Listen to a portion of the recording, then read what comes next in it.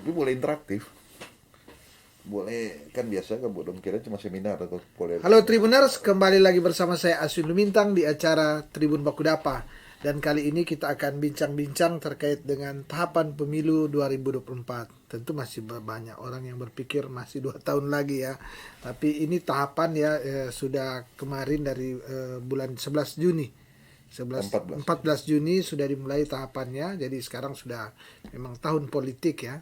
Tahun politik, dan untuk itu saya sudah mengundang atau kami sudah mengundang salah satu komisioner KPU Sulut untuk kita membahas terkait tahapan pemilu 2024. Dan seperti biasa tentu saya akan berikan kesempatan kepada Bung Salman untuk memperkenalkan diri, walaupun sudah berapa kali ya di sini, tapi tetap harus tentu saya memberi kesempatan untuk memperkenalkan diri kepada Bung Salman. Silakan. Ya, izin buka masker ya. Ya. Ya, saya Salman Sailangi. Ya. Saat ini dipercayakan sebagai salah satu anggota KPU Provinsi Sulawesi Utara atau komisioner KPU Provinsi Sulawesi Utara. Dan bidang tugas saya atau lebih sesuai dengan tupoksinya disebut divisi SDM ya, sosialisasi pendidikan pemilih dan partisipasi masyarakat. Nah, Jadi mungkin cocok juga ya diundang ya, di sini dalam ya. agenda-agenda seperti ini juga adalah bagian dari kerja-kerja di kedivisian. Kedivisian ya. Ya. Dan Tribuners, untuk menyingkat waktu tentu saya akan langsung mengajak ke Bung Salman untuk kita bincang-bincang. Bung Salman, ini suksesi atau pemilu 2024 dikatakan tentu menarik ya, karena apa? Terjadi akan di 2024 nanti akan terjadi suksesi kepemimpinan ya. Baik di tingkat nasional. Pak Jokowi tidak bisa mencalonkan lagi karena sudah 2 periode.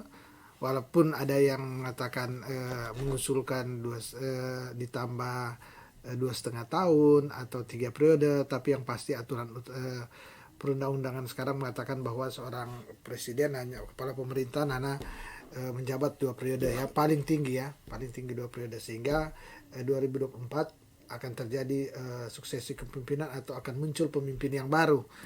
Mungkin di Sulawesi Utara juga demikian ya, berikutnya di pilkada.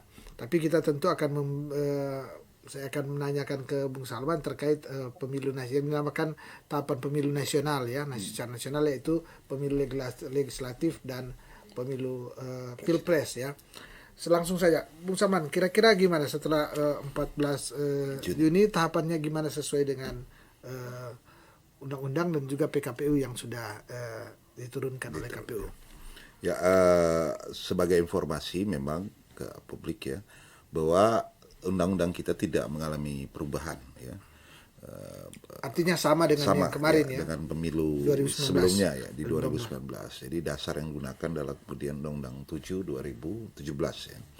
Baik itu pemilu presiden maupun pemilu legislatif. Nah, kan seperti yang kita ketahui bersama sebelum pemilu 2019 itu undang-undang ini terpisah ya, di pemilu presiden dan kemudian pemilu legislatif sendiri. Namun mulai dari pemilu 2019 itu sudah ada satu kesatuan undang-undang yang menjadi payungnya dan produknya, itu juga pemilu serentak. Nah, hari ini juga masih menggunakan dasar hukum yang sama ya, tentang pelaksanaan pemilu legislatif dan presiden. Jadi sama, berarti 5 surat suara nantinya. Ya. Dan presiden, ya, DPR presiden, RI, DPR RI, DPD, baru DPR provinsi, DPR kabupaten kota. Nah, ini kalaupun ada ya regulasi-regulasi paling cuma di pasal-pasal yang kemudian itu juga hasil dari putusan MK. Namun itu tidak kemudian masuk di wilayah pelaksanaan pemilunya. Biasa di wilayah penyelenggara ada berapa putusan MK aja untuk kemudian bicara jumlah penyelenggara dan sebagainya ya. Namun pada wilayah tahapannya itu tidak sama sekali ada perubahan begitu ya. Nah, kemarin ya itu sudah berproses dan saya kira juga itu telah mengalami beberapa kali rapat dengar pendapat antara kemudian penyelenggara ya. Penyelenggara tentunya ada KPU, Bawaslu, DKPP, dan kemudian pihak legislatif yaitu DPR, terlebih khusus itu Komisi 2, dan tentunya dari pihak pemerintah. Nah, lewat beberapa kali RDP itu akhirnya didapatkan ya titik temu terhadap penyelenggaraannya, hari H pelaksanaannya.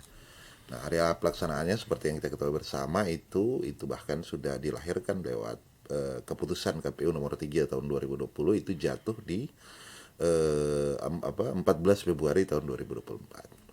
Nah, Pemilu dan Pilpres ya. Ya, sama ya untuk pemilu dan 14 Februari untuk 2024. 14 Februari tahun 2024. Sebagaimana juga Undang-Undang 7 2017 itu undang-undang menyebutkan bahwa minimal ya pelaksanaan pemilu itu tahapannya 20 bulan sebelum hari H. Maka kemudian ketika ditarik 20 bulan, maka pas jatuhnya itu ada di 14 Juni. Nah, dari situ KPU juga sudah kemudian tadi saya sebutkan mengeluarkan PKPU tahapan konteks 20 bulan sebelum hari H itu, dan kemudian kemarin juga KPU sudah melakukan launching saya kira ya. PRI, kami juga kebetulan terundang dalam pelaksanaan launching di KPRI itu pas juga tanggal 14 Juni tahun 2020. Nah, pada progresnya saya kira tahapan-tahapannya juga sama ya, seperti tahun 2019 di mana diawali juga dengan penyusunan dan perencanaan, sosialisasi, verifikasi partai politik ya. Kemudian masuk pada dapil, setelah dapil juga masuk pada wilayah daftar calon sementara ya. Nah, di sisi lainnya juga ada data pemilih yang bergerak juga ya. Disampai dari daftar pemilih sementara, daftar pemilih tetap. Nah, di ruang yang lain ada daftar pemilih sementara, daftar pemilih itu yang dipakai yang gimana? Itu daftar DPT nah istilahnya. DPT, ya. DPT itu yang valid, artinya yang resmi. Daftar pemilih sementara itu adalah kemudian hasil dari DP4 yang kemudian diproses ya. Hasil DP4 ini kan disodorkan oleh Dukcapil, itu sesuai juga undang-undang ya. Nah, itu cuma dia diproses ya di coklit lah di KPU ya. Sehingga kemudian memunculkan daftar pemilih sementara. Nah, daftar pemilih sementara ini juga nanti tetap diumumkan ke publik, berproses jika kemudian masih ada kekurangan, kesalahan, sampai pada finalnya DPT tadi, daftar pemilih tetap. Itu nanti yang digunakan basis pemilih ya. yang akan digunakan. Nah, karena akan berkonsekuensi terhadap banyak hal juga, logistik dan semuanya, kelengkapan personil ya, TPS ya, KPPS yang akan bekerja. Itu akan jadi basis semuanya. Akan jadi basis semuanya dalam penyelenggaraan pemilu ini ya. Nah, di sisi lain juga kan dari peserta pemilu tadi setelah verifikasi partai politik ditetapkan sebagai peserta pemilu, setelahnya mereka kemudian mengusulkan yang namanya tadi daftar calon sementara untuk peserta legislatif, kemudian masuk pada DCT ya. Di sisi lain juga untuk legislatif untuk DPD ya, DPD juga kemudian dia mencalonkan diri karena dia kan peserta pemilu perorangan. Ya, peserta pemilu perorangan. Karena peserta pemilu itu kan nantinya ada 3 dalam posisi ini. Itu ada peserta pemilu partai politik, perorangan, dan kemudian pasangan calon presiden dan wakil presiden. Jadi ada 3 jenis ya pada pemilu ini. Nah, kesemuanya berproses nanti di daftar, dia akan ditetapkan di daftar calon tetap ya. Nah, kemarin ya agak krusial kan, ada sedikit ini tentang bagaimana pelaksanaan hari kampanye. Ya, memang hari ini ada perubahan luar biasa ya, cukup ini bahwa pada pemilu sebelumnya itu kampanye itu kurang lebih 203 hari. Cukup lama ya. Ya, pada pemilu hari ini ya, pemilu saat ini itu menjadi 75 hari. Sangat ini ya, banyak sekali yang terpangkas ya. Jadi memang sangat ini ya, ada perubahan yang ini agak ini di situ. Jadi kalau dihitung 14 Februari ya 75 hari, dia ya dihitung 2 bulan lebih ke belakang lah, tambah 3 hari masa tenang kan. Nah, memang di balik konsekuensi itu juga memang harus ada persiapan yang sangat kuat. Bahkan KPU terus bergerak untuk kemudian mendapatkan dukungan semua pihak, karena memang yang dibayangkan bagaimana kemudian kemampuan pengadaan logistiknya gitu ya. Karena ini cukup istilahnya ya, terpotong banyak gitu ya waktunya ya. Karena kan misalnya ya DCT, ketika DCT ditetapkan begitu ya, Ini kan ada pengadaan logistik. Nah, mungkin logistik surat suara ketika DCT ini, daftar calon ini belum ditetapkan, siapa yang kemudian dicetak di dalam surat suara. Surat gitu suara. kan. Nah, kan berdasarkan undang-undang juga daftar kampanye itu dilakukan 3 hari pasca DCT Umumkan, ditetapkan. ditetapkan. Nah, kemudian berarti DCT itu ditetapkan sekitar kan tadi 75 hari, dia butuh 78 hari, 81 hari ditarik dari 14 Februari. Ya, memang cukup singkat ruang itu. Karena juga memang ada, mengingat kita pasca DCT ditetapkan juga ini ada sengketa proses kan, bahwa orang juga bisa berkeberatan, misalnya dia gagal masuk DCT. Ya. Jadi itu yang diakomodir sehingga ada ruang-ruang yang kemarin yang hari ini kampanye Yang kemudian dihitung, jangan sampai memangkas waktu-waktu itu. Walaupun memang sudah ada titik temu ya 75 hari agar kemudian ruang itu terakomodir. Misalnya tadi ada sengketa proses ya, orang kemudian menggugat terhadap putusan KPU itu final dan mengikat itu nanti sampai di pengadilan ya. Begitu juga di sisi lain logistiknya ya. Misalnya kan ada keberatan, pasca keberatan ya berarti ada perubahan juga terhadap DCT.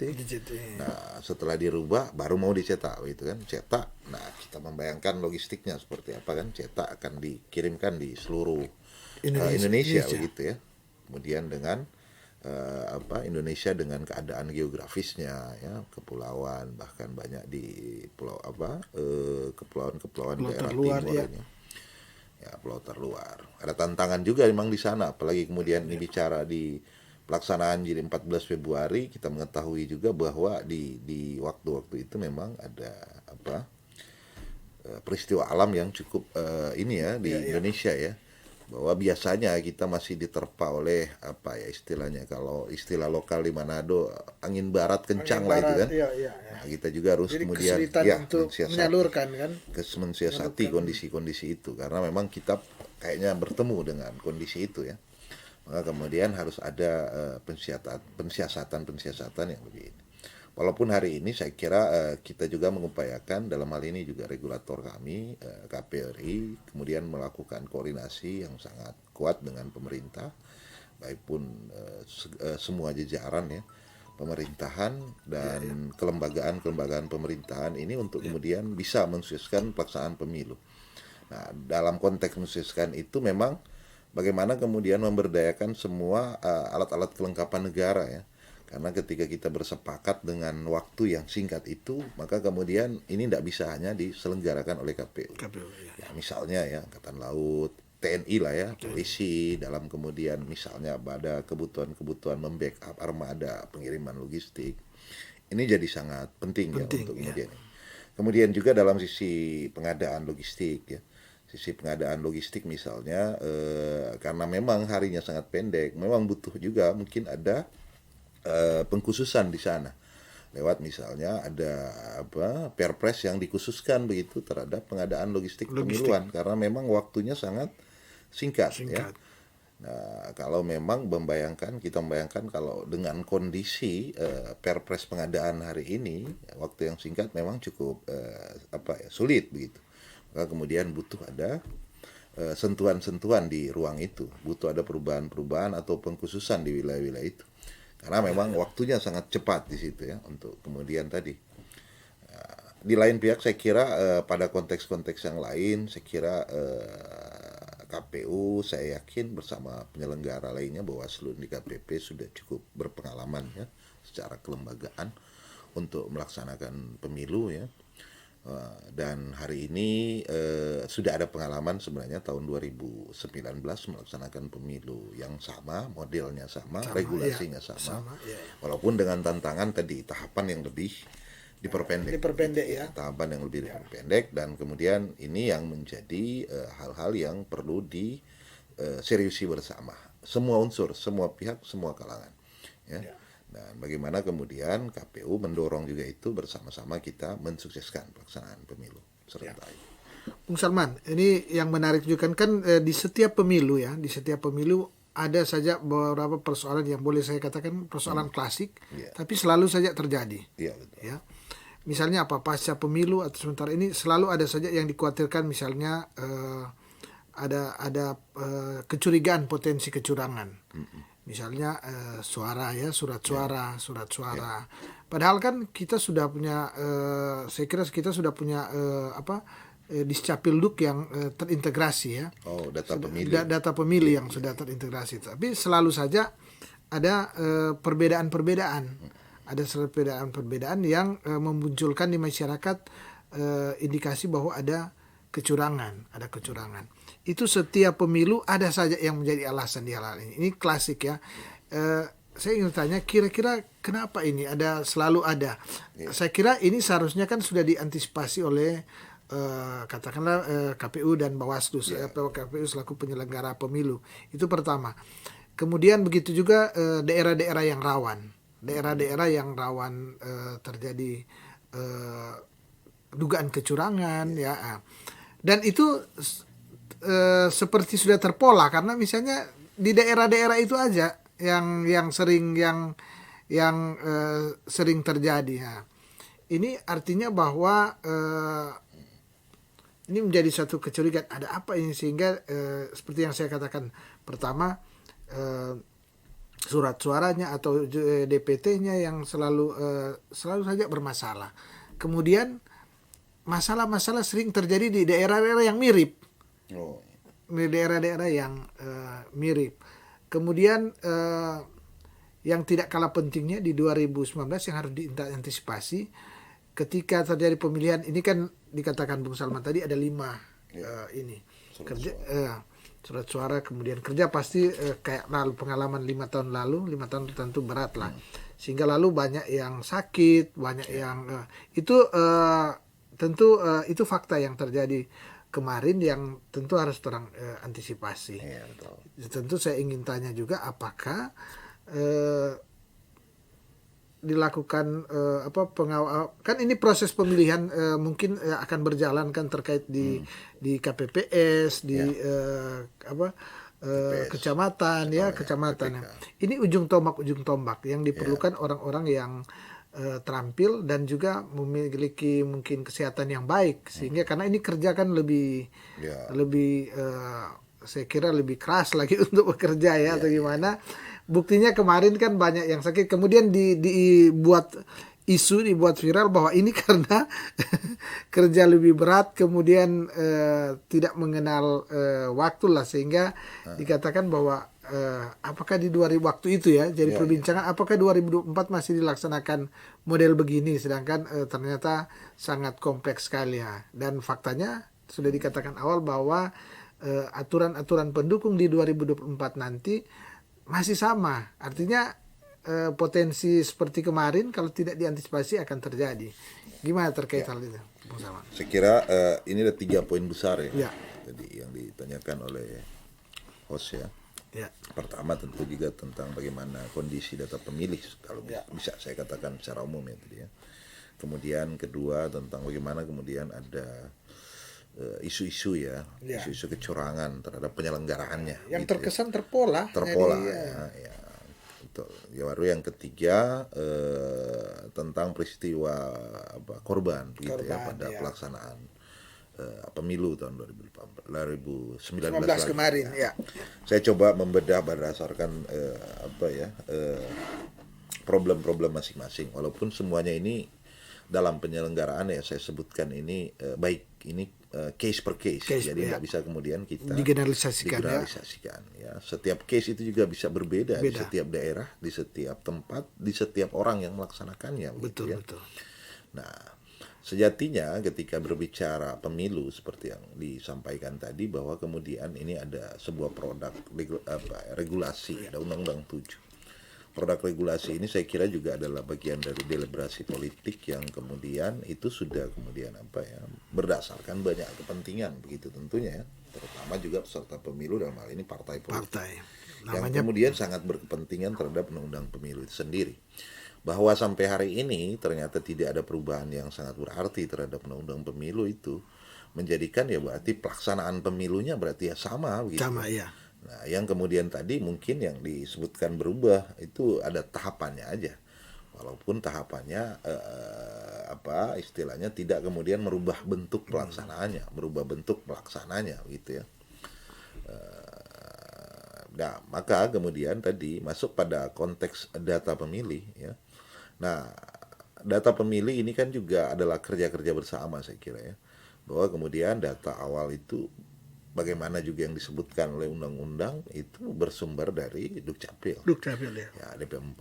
Nah, memang hari ini ada beberapa komunikasi-komunikasi yang dilakukan yang lebih intens oleh regulator kami, KPRI, melakukan apa ya, koordinasi dengan Dukcapil lebih intens. Bahwa kemudian jika ada potensi-potensi kesalahan dalam data pemilih itu, ini memang lebih intens di awal, lebih intens dibicarakan di awal dengan Dukcapil itu. Di sisi kementerian dalam negeri, Dirjen Dukcapil sendiri itu sudah saya kira saya sendiri menyaksikan sudah beberapa kali pimpinan kami melakukan koordinasi untuk kemudian melihat adanya potensi-potensi kesalahan-kesalahan data.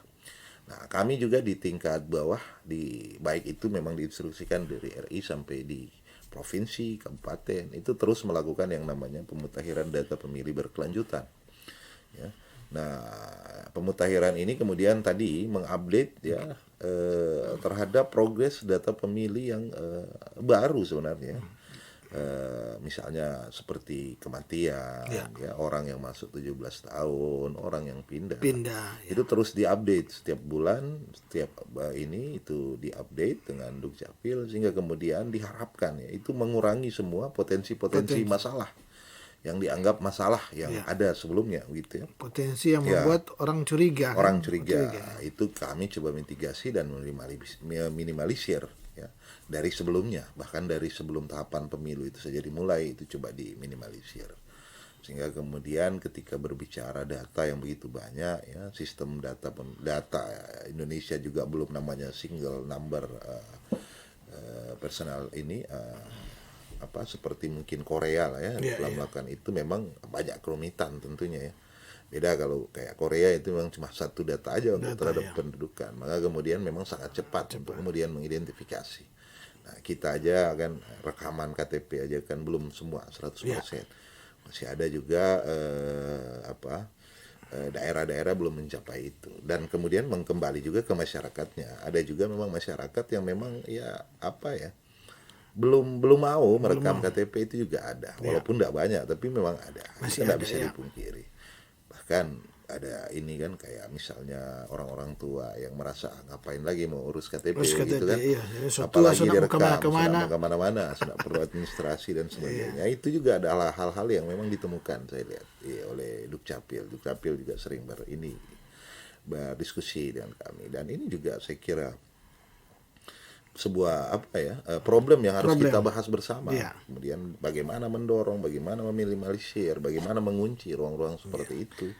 Artinya penduduk kita yang memang harus diakui sangat banyak dengan keberadaan kepulauan dan banyak sekali ini ya. Belum lagi misalnya bicara disabilitas yang kemudian hari ini juga menjadi sebagian kelompok masyarakat merasakan bahwa mereka tabu untuk dilaporkan kependudukannya kan, data administrasi kependudukan itu juga banyak ditemukan sebenarnya di daerah-daerah dan ini masih ada kultur yang ini masih ada kultur yang merasa tabu bahwa ini tidak perlu dilaporkan, ini disimpan saja gitu kan, padahal kemudian mereka tidak pernah kehilangan hak gitu kan. Nah, itu yang disebut atau kami sebut dengan inklusivitas ya. Inklusivitas. Bagaimana kemudian menjangkau seluruh orang yang memiliki hak, yang punya hak untuk memilih semaksimal mungkin. Dan kemudian saya kira ini terus berprogres dan dibutuhkan pelibatan ya.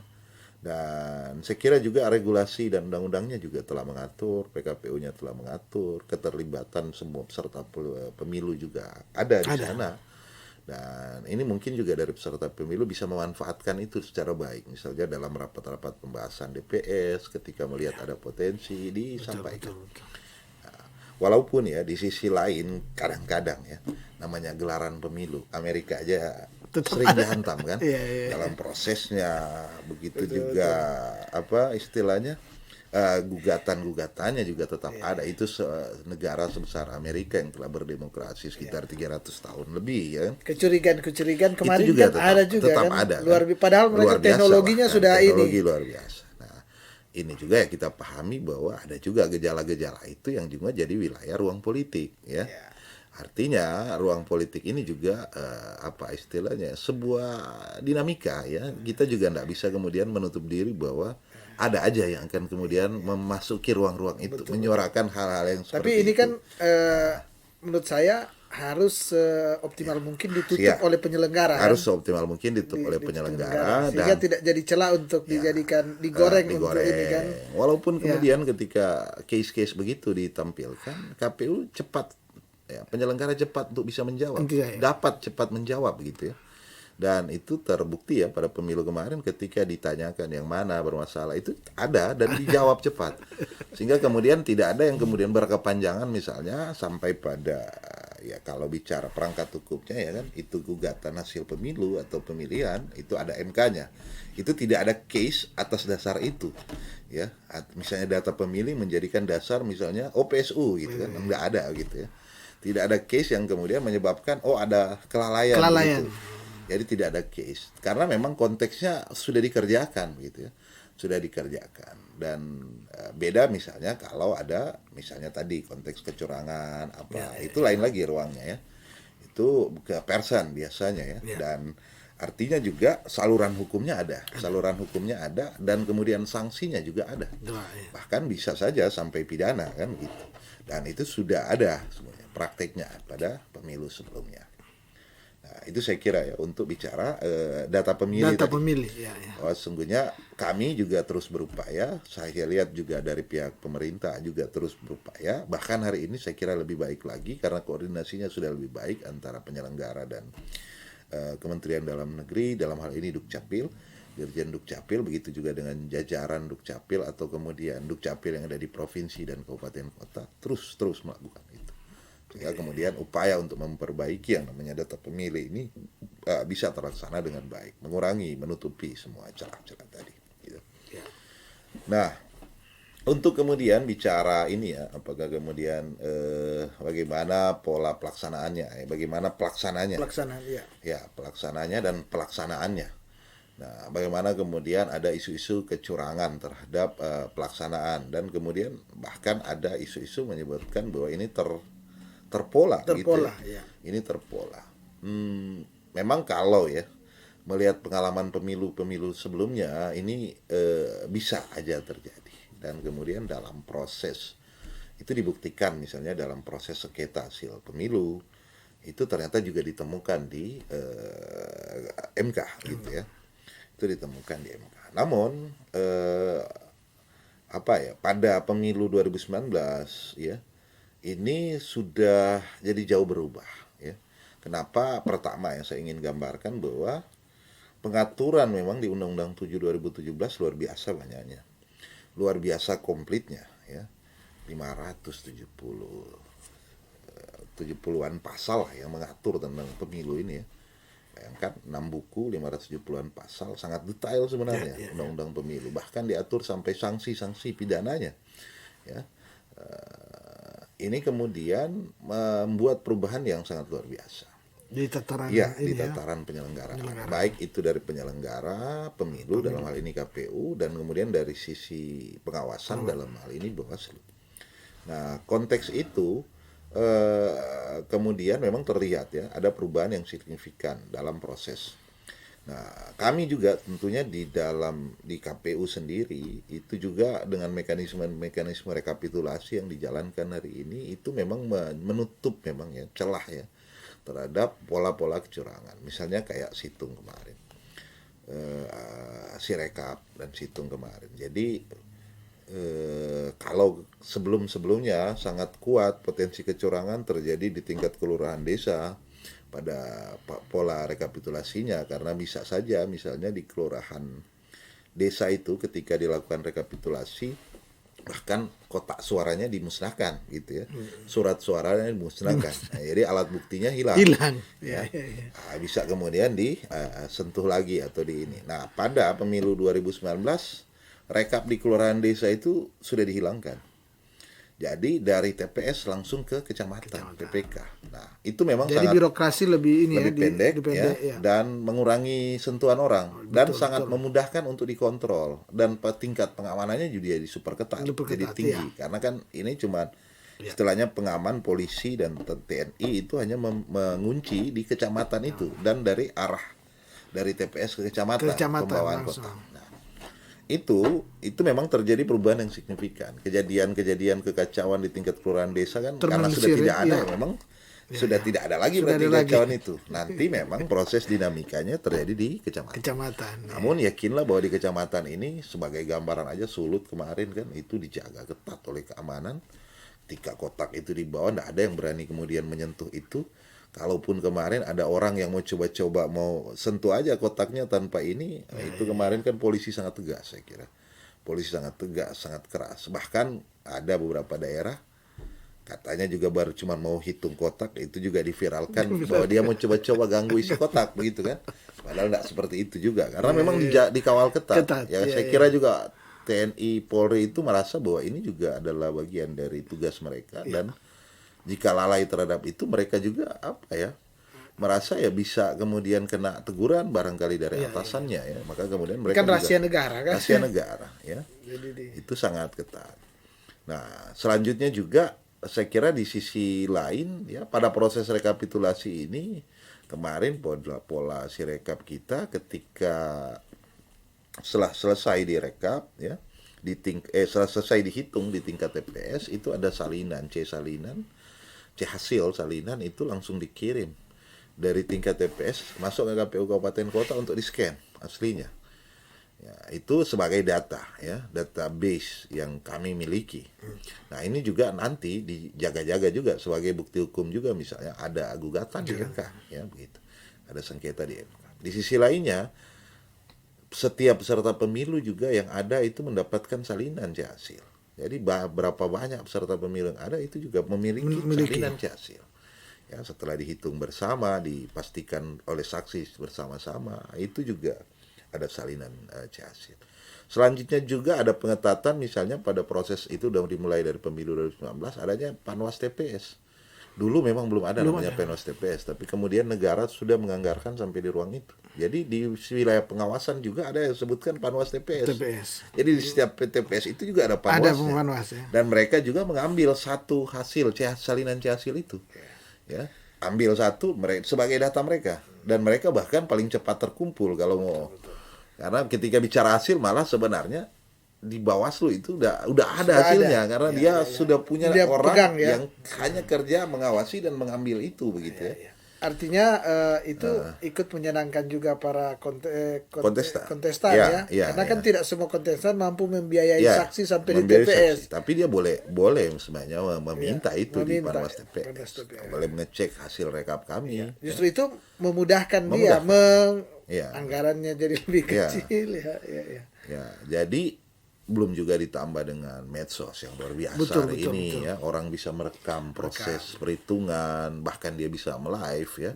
Sepanjang dia tidak mengganggu proses perhitungan itu tidak ada masalah sebenarnya ya. Sepanjang dia tidak masuklah di TPS dan mengganggu, tapi dia bisa live kondisi itu. Ini saya kira sudah sangat sulit. Kemarin memang di 2019 bahkan ada yang milih dia foto lagi. Milih bahkan dia, padahal harusnya sebenarnya tidak bisa juga kan, ya. gitu, Kalau kan? itu tidak bisa ya. Itu nggak bisa karena prinsip kerahasiaannya udah hilang gitu ya. Padahal yang dijaga juga salah satu adalah itu prinsip kerahasiaan. Ya. Bebas, umum, tapi rahasia. Bahwa suaranya juga nggak bisa publik tahu gitu. Nah, ya kembali ke situ ya. Memang kemarin kalau mau ingin digambarkan ada juga yang mau coba-coba ya. Tapi cepat sekali ketahuannya. Tepat sekali ketahuannya. Dan ini sudah apa ya istilahnya sangat sulit memang. Ada orang, ada penyelenggara mungkin di level bawah mau coba-coba, tapi tidak cukup lama langsung ketahuan ya, dan itu langsung kena juga. Kami juga kemudian ya kemarin ya cukup juga ada juga yang kemudian diberikan sanksi begitu ya terhadap ada pola-pola yang seperti itu. Karena tidak seperti yang lalu-lalu, ini sulit diketahui, hari ini sangat cepat. Sangat diketahui. cepat, sangat cepat. Jadi tidak akan bergulir panjang dan terlalu nekat juga kalau ada penyelenggara mau coba-coba ya, terlalu nekat juga gitu. Nah, saya kira itu ya kalau di sisi ini, bahwa kemudian memang ada perubahan yang signifikan ya kalau bicara kecurangan ya. Terakhir Setelah- itu soal fisik dan ini kan berkaca Oh ya, di 2019 fisik, ya, gimana? betul. Nah, Jadi memang mungkin proses pemilihan itu mungkin ada bagaimana ya, tes kesehatannya atau gimana betul. silakan. Memang harus diakui ya. Memang ini ada apa istilahnya ya? Ada juga yang kemudian meninggal. Walaupun juga kadang-kadang kami juga melihat bahwa ya apa ya sudah agak berlebihan juga eksposnya gitu ya, bahwa Jadi konsumsi ya, media. jadi memang wajar juga dikonsumsi media, tapi kemudian kalau dihitung juga dari sebelum-sebelumnya juga ada Ada gitu ya. ya. Di- Tapi mungkin ini saking terbukanya Ya, kan medsos, saking jadi terbukanya ketika orang meninggal pikir apa orang heboh meninggal, memang. heboh. Ya, ya. Tapi sebelum-sebelumnya ada, dan kenaikannya juga saya kira enggak signifikan sekali sebenarnya ya. Walaupun memang juga harus diakui bahwa ada apa ya, memang juga harus diakui kecapean juga. Kenapa? Karena memang berbeda memang konteks hari ini dengan 5 surat suara itu Ya. cukup banyak. Dan bahkan Dan persoalannya Bung mungkin tingkat kan tidak semua di TPS itu dia punya kecerdasan Ya, sama. sama. Ada yang mungkin hitung soal Ya, ini kan betul. tinggal diambil ini tokoh masyarakat Betul, ini tokoh betul, ini. betul. Itu bikin pusing kalau orang dia menghitung so lama ya. Itu kan. ini juga saya ingin ini ya menerangkan bahwa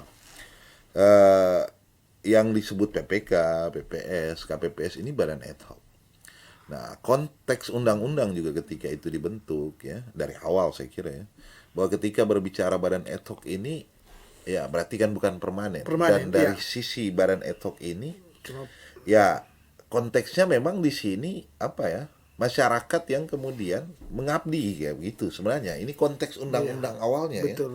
Jadi kemudian Semi relawan. semi relawan ya. Ya. Maka kemudian dalam postur penyusunan pembayaran atau anggarannya itu kadang-kadang orang bilang kok enggak UMK, enggak UMPR. Ya, karena memang dari konteks awalnya itu ya. Nah, bisa dibayangkan memang jika itu mau jadi UMK, UMR ya, luar biasa kemudian anggarannya.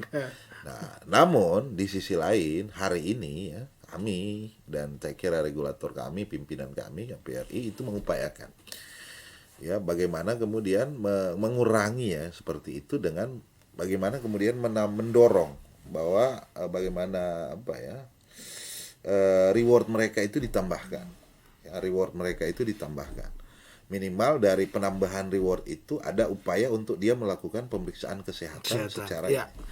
karena bisa dibayangkan Pak, ini kalau bicara personil sampai KPPS se-Indonesia itu hampir 8 juta Pak.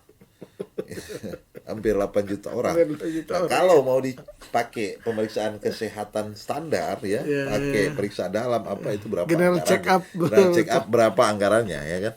Kalau ini luar biasa lah kan. Betul. Bisa menyerap berapa APBN kita itu kan. Betul. Nah, Tapi mungkin kan gini, hampir sebagian besar orang kita sekarang kan sudah mempunyai BPJS. Mungkin Ya. bisa kerjasama dengan BPJS Ya, misalnya ya, kan, ya, bahwa ya, dia kan misalnya sudah pegang BPJS, tinggal suruh bawa bahwa kerjasama dengan kita kan petugas KPPS atau ya, apa. betul. Misalnya. Ya, betul. Ya, ini memang yang dilakukan KPRI. Jadi mendorong ya pihak Kementerian Kesehatan juga mengambil ruang di situ. Bahwa kemudian membuka ruang seluas-luasnya misalnya setiap unit-unit yang ada baik itu rumah sakit, puskesmas atau unit kesehatan itu melakukan upaya kan misalnya awal itu ada keterangan sehat itu ya. Iya. Bahkan kalau bisa itu dilebihkan. Nah, tadi kami juga sementara mendorong pimpinan kami juga sementara mendorong koordinasi dengan BPJS. Iya. Bisakah kemudian mendapat fasilitas BPJS-nya terhadap general check up-nya atau ada check up-nya itu digunakan di situ. Betul. Karena gini, biasanya yang di KPPS itu tokoh-tokoh masyarakat Ya. atau tokoh agama. Ya. Sekarang di Sulut ini sudah di-cover oleh BPJS. Ya. Yang ya. pekerja keagamaan Ya, itu kan sudah betul, di-cover oleh betul. ini kan. Jadi tinggal mungkin di Sulut bisa dimanfaatkan. Bisa dimanfaat. Itu juga sedang diupayakan memang oleh pimpinan kami dan mulai melakukan koordinasi ke arah sana, mendorong juga masuk ke arah itu, Arah, dan iya, iya. negara juga bisa ada di situ Ada. gitu ya. Artinya dalam konteks ini Menteri Kesehatan memaksimalkan juga fasilitas BPJS Yang sudah ada kan? yang sudah ada ya. Tinggal misalnya tinggal dipolakan, oh dia mau masuk penyelenggara ad hoc, bisa enggak digunakan fasilitas pemeriksaannya di situ kan, Ya, di fasilitas BPJS-nya, sehingga kemudian memastikan bahwa penyelenggara ad hoc ini benar-benar sehat, ya. Sehat. Betul. Di sisi lainnya juga kemudian kami juga coba kemarin menyusun ini regulasinya, memprioritaskan memang usia penyelenggaranya itu jangan lewat 50 tahun. Ya, memprioritaskan. Karena ini memang di ujung tombak. Saya kira betul di usia juga harus dilihat. Ya, harus dilihat. Maksudnya di bawah 50 tahun ya. Ya, Karena memprioritaskan. memang ini membutuhkan orang-orang yang selain pengalaman juga energik, masih Ya, energik betul. di ini. Ya, sini. Walaupun kadang-kadang juga ada tempat-tempat yang sulit juga ya. Mencari sumber daya apalagi ya. di pulau-pulau, Pak. Cari sumber daya yang ini. Di pulau-pulau apalagi sudah dijamah oleh peserta pemilu, di satu pulau penduduknya itu tidak banyak, ya kan? Bahkan kemudian dengan persyaratan bahwa dia juga tidak bisa sebagai tim kampanye, mantan tim kampanye, Makin mantan setengah partai. mas Jadi sulit untuk cari. ya. Lagi di pulau-pulau yang memang ya penduduknya tidak banyak Nggak di banyak. tempat-tempat ini, tapi tetap harus dilaksanakan. Betul. Kan? Ada Mencari case-case, itu ya, kadang-kadang juga memang sulit. Gitu ya. Kadang-kadang ya kami sulut aja di daerah kepulauan ini, 3 kabupaten kepulauan ya terjadi case seperti itu. Ya, enggak kemudian ini kesulitan untuk mencari siapa penyelenggaranya juga ada gitu. Yang betul-betul Netral, netral, ya, sesuai ya. standar syarat gitu Syarat, kan, tidak berpartai politik, kemudian tidak terlibat tim kampanye sebelumnya. Nah itu ketika wah ini sudah tidak ada orang berarti rata-rata kan di atas satu desa ini sudah tidak ada ini. Betul. Nah, itu Ya, ada. itulah Indonesia kan sangat besar beragam. ya, Makanya, sangat beragam, ya, sangat besar. Setiap daerah itu tidak bisa kemudian kita general ya, ada masalah ini sama semua masa enggak, itu case by case, masalah di tempat apa itu problemnya. Memang harus didalami, dilihat, dicari. Baru bagaimana cara untuk kemudian menyelesaikan masalah. Dan itu rata-rata juga berbeda. Nah, tidak kemudian sama gitu kan. Nah, kemudian sama cara penyelesaiannya gitu. Betul. Nah, ya ini luasnya Indonesia ya. Luasnya Indonesia ya, apa istilahnya itu melahirkan memang ya kompleksitas ya, masalah bisa beragam. Dan ya memang itu sudah wajar ketika orang menjadi penyelenggara, dia harus siap menghadapi itu dan cepat menyelesaikan itu. Karena enggak kemudian bilang oh ini sudah selesai 100%, sudah baku 100%, pasti ada saja. Dan itu gini, harus siap dan cepat. case ini yang dimanfaatkan digoreng oleh politisi yang tidak puas. Katakanlah kalah, kekurangan suara di ini kan.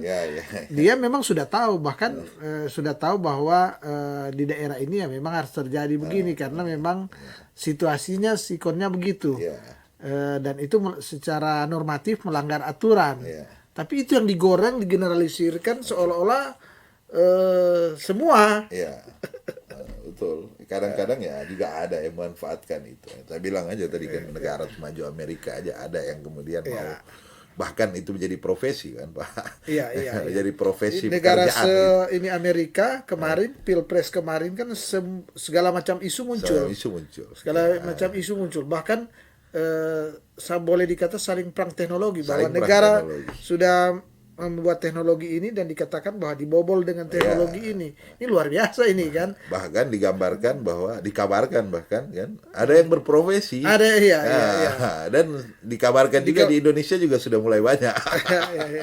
Jadi orang yang membawa isu-isu itu sudah jadi bagian dari profesi mengerjakan isu-isu baik pemenangan dan pembusukan, mengalahkan kemudian pihak lawan dengan cara yang bagaimana gitu kan. Artinya mau dikatakan bahwa memang ya ini kan salah satu variabel politik ya. Politik memang sangat kompleks ya. Ternyata kalau kita melihat di Amerika hanya membandingkan bahwa semaju apapun teknologinya tetap ada celah, potensi ada celah, dan saling serang cyber ya, boleh saya katakan luar biasa ya. Sangat ini ya. Jadi kalau bandingkan dengan Indonesia sebenarnya boleh kita katakan cukup baik ya, atau gimana ya? Cukup mengikuti ya, mengikuti ini. Dan ya ini kalau berkaca 2019 ya, sehingga mungkin di bincang-bincang ini tidak salah kalau saya mengatakan bahwa minimal mungkin seperti 2019 Ya, itu sukses lah kita ya, sukses, dan tentu harapan kita tentu lebih baik karena kan seperti Bung Salman katakan tadi bahwa kita kan udah pengalaman 2019 dengan regulasi yang sama, hanya perubahan-perubahan sedikit bagaimana terjadi kampanye waktunya lebih sedikit yang dipersingkat, tapi pada prinsipnya substansinya sama. Jadi harusnya di 2024 lebih baik. Nah, hanya memang ada persoalan tentu, kan ini KPU-nya kan ada yang akan terganti nanti, ada yang ini tentu akan baru, ada beberapa yang baru. Apakah mereka sama dengan kemarin misalnya sudah ini, kalau mungkin di aturan kita ada ini 2 periode atau gimana sudah pasti ya, sudah. Tapi ini kan ada proses lagi, ada proses sehingga ini juga mungkin akan berpengaruh karena akan ada di daerah, akan ada personel baru, mungkin ada yang bertahan, ada yang baru kan, ada pengaruh ya. Sehingga ini juga tentu akan berpengaruh. Tapi saya kira inilah dinamika ya, dinamika di suatu pemilu, pilpres, di partai aja terjadi dinamika, sehingga di penyelenggara di semua segi. Tapi paling tidak ya di bincang-bincang kita ini bahwa kita sudah pengalaman lah, sudah sangat pengalaman. Tadi sempat disentil bahwa kita punya 500 sekian pasal atau apa ya, aturan yang undang-undang yang mengatur. Artinya begini, sudah sangat pengalaman dan sudah menyentuh hampir berbagai macam persoalan sebenarnya, sudah mengatur sedemikian detail sehingga ini detail bahkan Indonesia ini dikenal sangat detail lah untuk pemilu ya. Ada orang bilang pemilu paling rumit di dunia. Paling rumit ya. Berarti banyak orang pintar ya. Sangat detail pengaturan pemilunya. Sangat sehingga harusnya sangat kecil lagi celahnya sangat celah. Dan artinya juga penyelenggara itu ya seperti yang digambarkan tadi ini, karena luasnya Indonesia tetap saja akan ada masalah-masalah yang muncul, dan tentunya kami harus dilatih ya untuk siap menghadapi itu masalah dan menyelesaikan secara cepat. Jangan kaku gitu kan. Jadi smart juga, harus smart di ruang itu. Betul. Jadi jangan kemudian karena itu kaku dan akhirnya benturan berhadapan-hadapan, keras dengan misalnya peserta, keras dengan stakeholder, keras dengan masyarakat, akhirnya jadi kaku, pekerjaan jadi rumit. Maka hari ini karena memang di negeri ini ada banyak yang harus diselesaikan dengan kearifan lokal. Tetap ada saja, namanya masalah tetap akan muncul aja. Tapi bagaimana kecepatan menyelesaikan masalah itu dan mengkomunikasikan itu secara bijak gitu ya. Baik dengan kelompok masyarakat, dengan peserta pemilu, dengan stakeholder, dengan mungkin pihak pemerintah dan seterusnya, sehingga tidak terjadi gesekan yang berarti yang mengganggu proses kelancaran pemilu sendiri. Gitu. Dan Tribuners, ini pembicaraan sebenarnya makin menarik ya. Artinya kita sudah masuk ke case-case ya. Dan saya yakin 1 hari 2 hari kita bincang-bincang nggak akan habis. Bicara pemilu panjang sekali. Pemilu, apalagi kita bicara kasus per kasus ya. Saya yakin di Bung Salman itu sangat banyak. Apalagi kita sudah menyentuh di kepulauan ini ya, misalnya di Sangihe, di Bolmong, di daerah-daerah terpencil ini pasti sangat banyak, dan beragam dan ada diselesaikan tentu dengan aturan, dengan bagaimana sesuai kondisional yang di sana ya.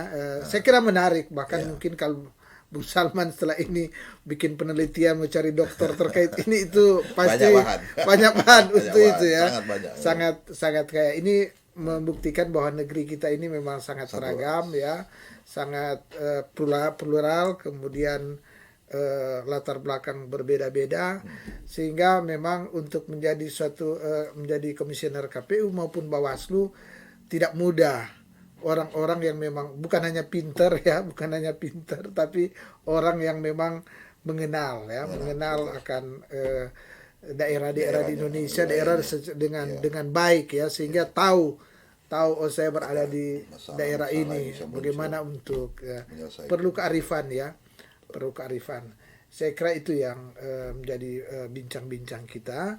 Dan mungkin sebelum menutup ya, seperti biasa saya akan minta ada closing statement dari Bung Salman, karena memang kita harus menutup ini sudah sudah ya sudah hampir 1 jam kita, jadi kita harus menutup, dan sekali lagi boleh ada closing statement dari Bung Salman. Ya, terima kasih ya. Mungkin closing statement saya sebagai bahasa ajakan saja ke seluruh lapisan masyarakat, seluruh stakeholder, seluruh warga negara yang ada di Indonesia, terlebih atau lebih khusus di Sulawesi Utara. Mari kemudian kita sama-sama ya mensukseskan pelaksanaan pemilu tahun 2024 ini, dan kemudian pemilihan juga yang nantinya akan digelar di tahun 2024 ini. Sama-sama kita terlibat ya dalam prosesnya, sama-sama kita melibatkan diri di sana, sama-sama kita melihat mungkin jika ada hal-hal yang perlu diperbaiki, disempurnakan, itu jangan sungkan-sungkan untuk melakukan komunikasi dengan penyelenggara, memberikan gagasan-gagasan, memberikan ide supaya lebih baik seperti apa ke depan, sehingga kemudian keinginan kita bersama untuk mensukseskan pemilu ini bisa tercapai gitu, dan bahkan lebih baik dari sebelumnya. Dan Trimudars, demikianlah bincang-bincang kita dengan topik tahapan pemilu 2024 ya, sangat banyak ya. Kalau kita bicara regulasi tadi sudah nyaris baik, saya kira sudah sangat baik bahkan ya.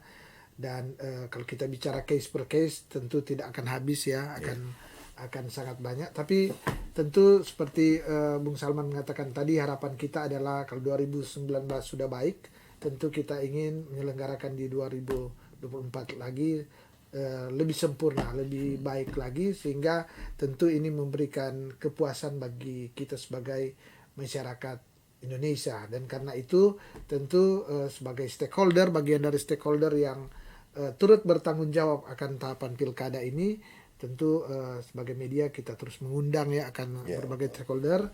Kemarin akademisi, dan hari ini mengundang Bung Salman untuk hadir, dan semoga bincang-bincang kita ini apalagi ada dari berbagai perspektif lah ya sudah diutarakan, semoga memberikan informasi ke para tribuners, bahkan mencerdaskan kita bersama sehingga kita semakin paham bagaimana pentingnya pemilu, apalagi nanti ada pemilu legislatif dan juga pilpres. Tadi kita belum menyentuh pilpres ya gimana, tapi nanti bisa di seri berikut kita bincang-bincang lagi juga, karena panjang juga, dan itu saya kira lebih menarik karena bicara pemilu legislatif, pemilu pilpres yang disatukan tentu ada keterkaitan yang erat ya. Saya kira itu, dan sekali lagi saya Aswin Bintang mengucapkan terima kasih pada Bung Salman yang sudah hadir, sudah menerima undangan kita, dan tentunya kita akan bertemu lagi di lain waktu dan kesempatan dengan tema perbincangan yang berbeda tentunya. Dan Mata Lokal menjangkau Indonesia.